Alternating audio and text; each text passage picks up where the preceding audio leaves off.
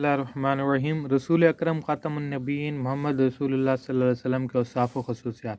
آپ صلی اللہ علیہ وسلم کی زندگی ایک کامل انسان کی زندگی ہے جو ہمارے لیے زندگی گزارنے کا ایک بہترین نمونہ ہے۔ قرآن پاک میں ارشاد ہے تمہارے لیے رسول اکرم خاتم النبیین محمد رسول اللہ صلی اللہ علیہ وسلم کی زندگی بہترین نمونہ ہے۔ یعنی اگر ہم زندگی کے ہر شعبے میں آپ صلی اللہ علیہ وسلم کی پیروی کرتے ہیں تو دنیا و آخرت دونوں میں کامیابی حاصل ہوگی۔ ذیل میں آپ صلی اللہ علیہ وسلم کے اسوہ حسنہ کی چند مثالیں پیش کی گئی ہیں۔ امانت و دیانت۔ آپ صلی اللہ علیہ وسلم وحی کے نزول سے قبل ہی بہت اچھی شہرت کے مالک تھے۔ اپنی ایمانداری اور دیانت داری کے باعث صادق اور امین کا لقب سے مشہور تھے۔ وحی کے نزول کے بعد بھی سخت دشمنی کے باوجود کفار آپ صلی اللہ علیہ وسلم کے پاس اپنی اشیاء امانت کے طور پر رکھواتے تھے۔ ہجرت مدینہ کے وقت بھی آپ صلی اللہ علیہ وسلم کے پاس امانتیں موجود تھی جو آپ صلی اللہ علیہ وسلم نے حضرت علی رضی اللہ عنہ کے سپرد کی کہ وہ لوگوں کو واپس کر کے مدینہ آئے۔ آپ صلی اللہ علیہ وسلم ایمانت و دیانت کی صفات ہمارے لیے زندگی کے ہر شعبے میں قابل تقلید ہیں۔ حسن اخلاق۔ آپ صلی اللہ علیہ وسلم کی پوری زندگی حسن اخلاق کا بہترین نمونہ ہے۔ حضرت عائشہ سے کسی نے آپ صلی اللہ علیہ وسلم کے اخلاق کے بارے میں پوچھا تو آپ صلی اللہ علیہ وسلم نے رضی اللہ عنہ نے آپ صلی اللہ علیہ وسلم کے اخلاق کو قرآن قرار دیا۔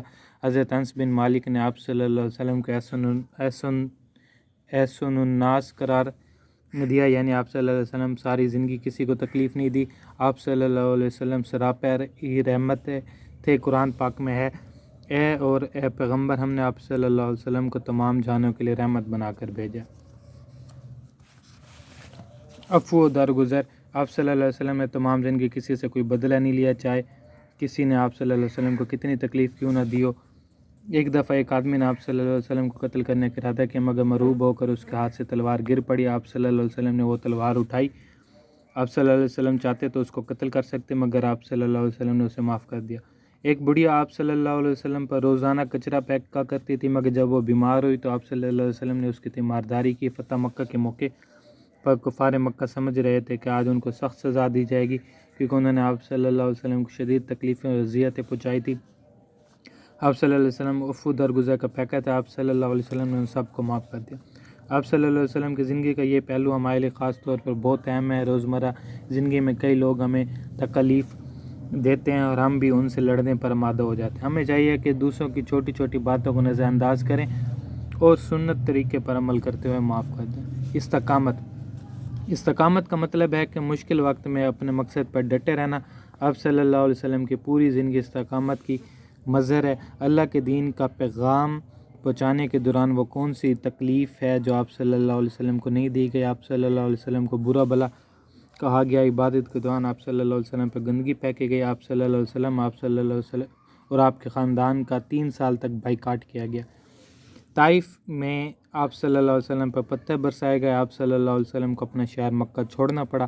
ہجرت کے بعد بھی آپ صلی اللہ علیہ وسلم سے جنگیں لڑی گئیں۔ مدینہ کے یہودی آپ صلی اللہ علیہ وسلم کے خلاف سازشیں کرتے رہے مگر آپ صلی اللہ علیہ وسلم نے دین کی سربلندی کے لیے ہر تکلیف کو خندہ پیشانی سے برداشت کیا۔ ہمیں بھی چاہیے کہ ہمیشہ حق کا ساتھ دیں اور حق بات پر استقامت سے کام لیں۔ کسی بھی قسم کی کوئی تکلیف یا مشکل ہمیں اپنے سچے مقصد سے دور نہ لے جائے۔ اخوت۔